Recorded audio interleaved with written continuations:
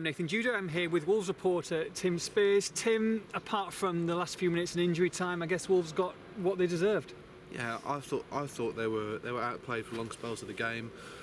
Conceded yet another early goal. That's 3 in a row now. Did the same against Norwich and Villa, and I thought they were very lucky to only be 1-0 down at half time.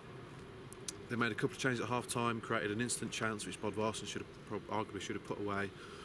But then for the rest of the half they offered nothing. And Brighton then tried to close out the game. Chris Hughton made a couple of defensive substitutions, took off a striker for a midfielder and then a midfielder for a defender, and that kind of maybe invited pressure on a little bit. And Wolves, to be fair, in 6 minutes of injury time, through the whole kitchen sink at Brighton, or the whole kitchen, as I said on my match report, that's fair enough, and went close on 4 occasions and were unlucky not to score. But on the balance of play, on the balance of 96 minutes, Brighton were very deserved winners. And they could quite easily have been 2 or 3 down, couldn't they, before that? I mean, let's be honest, that was the only good redeeming feature of the second half, and we were talking about it with 10 minutes left, that at least they're only 1-0 down. Yeah, and you give Wolves credit for that, because although they were outplayed, well, not really outplayed, but Brighton had all of the game, basically. Yeah. And Akimi still didn't have a huge amount to do, and if you look at the shot count, Wolves actually had more shots, which, you know, for those who haven't been here tonight, was mostly because they were chucking shots at the goal in the last kind of 6 minutes. Yeah. But no, they did stay in the game. You've got to give them credit for that. You know, against a very good team. I was really impressed with Brighton. I think they're everything that Wolves want to be. You know, they're organised. Everybody knows their place and their role. They've got a lot of partnerships all over the pitch. They've got a consistent kind of 11 and a small kind of key group of players in their squad. And they've been together for a little while now. You're right. And not only are they organised, they've got flair as well going forward. I mean, Knockaert was outstanding. Yeah. Absolutely outstanding. Tore Wolves to shreds, particularly in the first half. So they've got that kind of creativity and flair and that kind of star power as well. So they're everything Wolves want to be, basically. But Brighton have been in the playoffs for 3 of the last 4 seasons, I think it is. And, you know, Wolves have been around for 2 months. Yeah. So it kind of shows you the uphill task they've got to be at the level that Brighton are at the moment. It's not just about throwing money at it. It's not just about signing 12 players and seeing if they stick. There's a lot more to it than that. And, you know, that's Zenga's task, and he wants it to be over the long term. So we'll see if he gets that time, because you know, just to finish on that point, you know, they're only 6 points off the relegation zone now. They're down in 15th. They're struggling a little bit. So it's whether he's got the acumen to see what he can do here in the long term here, and then it's a long term project. You know, Chris Hughton's had a few years here. Zenga wants the same, so we'll see if he gets it. Yeah, 6 points off you know, the relegation, but only 4 points off the playoffs as well. So it's crazy. It is. Well, they've got 1 point out of the last 4 games, and you'd think they'd be a lot lower down the table points wise, but yeah, they're only 4 points off the playoffs. So it just shows you, as we all know, this league, you put through a few wins together, and you rocket up the table. Saw it at Wolves last season. They were really poor for the first half of the season, and then they got those 4 wins around Christmas and really rocketed up the table, and everyone's dreaming of the playoffs again. So yeah, they beat Leeds at home on Saturday, and they beat lowly Blackburn away a week later, and then they got Derby at home, I think it is. You know, they're struggling. We're trying to be positive, aren't we? I like but absolutely, but it's all different. You know, and they have had a tough run of games. You know, Norwich are an excellent team. Villa was always going to be a tough one, but they played very, very well, and tonight was always going to be a tough one as well. So it's not all negative, but and good news, I guess, to see Noah Dicko back and starting.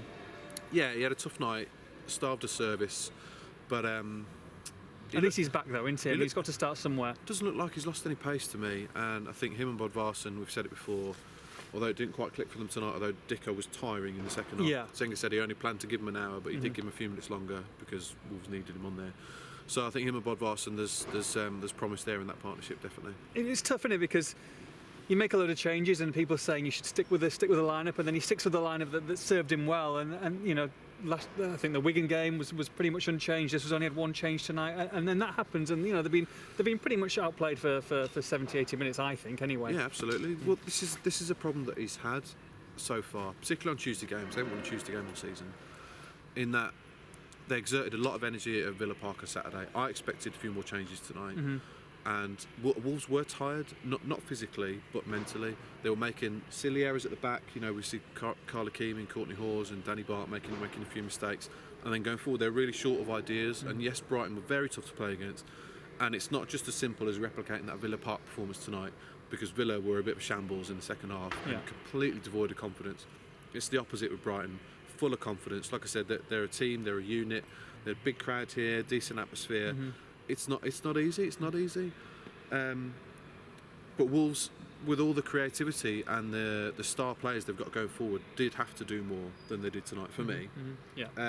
Because I mean, the fans were fantastic, weren't they? I mean, 850, 870 odd of them, and they deserved a bit more, didn't they? They deserved more. You travel 3.5 hours, and you don't want to see your team outplay for long periods of the game, and then have the manager come out and say that they were unlucky. Which I think he's got to be a bit careful with saying stuff like that, because Senga hasn't criticised his team at all, and you can see that, it's fair enough. But in reading the game that way, you're not going to fool the Wolves fans who've travelled 3.5 hours. They know that it wasn't about luck tonight. Brighton were the better side. Yeah, Brighton were the better team. So like we're saying, he's got to be a bit careful with his team selection, sticking with the same players again a few days later. And for me, he's discarded a few of the old guard, a little bit too readily. I mean, like your Jack Prices. Jack Price he's here tonight, but he wasn't on the bench. Jed Wallace, Joe Mason had a really good start to the season. I know he was injured tonight, but he hasn't been seen either. I think he's discarded them a little bit too readily, and we can't really expect consistency in Sace, Cavallero, Costa, Bodvarsson, Texera, Onyege, week after week after week. It's all new players in a new league, in a new team, in a new country, and so they're not going to produce the same levels week after week. Sure. So, but your likes of Jack Price and Cody, who's done well last couple of games, and Edwards, these guys are reliable, and they start the season really well. Shouldn't forget that. Wolves won at Blues with only Bodvarsson as the new signing in their team. The rest of them were all playing out their skins. Yeah. So I'd like to see a couple more of those guys brought back in. To be honest, a bit more reliable, and maybe get more of a balance between what was a decent team last year that just needed a bit of star quality added to it, which Wolves have got now in the form of their signings. But it's an interesting dilemma. It's not easy. It's really tricky for him. But he's got to be careful, because if they carry on with much more of a losing run, Jeff Shee's already stated they've got to be in and around the playoffs at Christmas, and it's mid-October now. And I know they're only 4 points off the playoffs, but there are a number of places off the playoffs, so he has got to be a bit careful. We need cheering up, don't we? Should we go to Brighton Pier? Stick a rock or something, shall we? The Dodgems, Helter Skelter, amusements. Yeah, you're on your own, mate. Yeah. Disappointing night for Wolves tonight. For all the post-match reaction on this one, make sure you log on to expressandstar.com.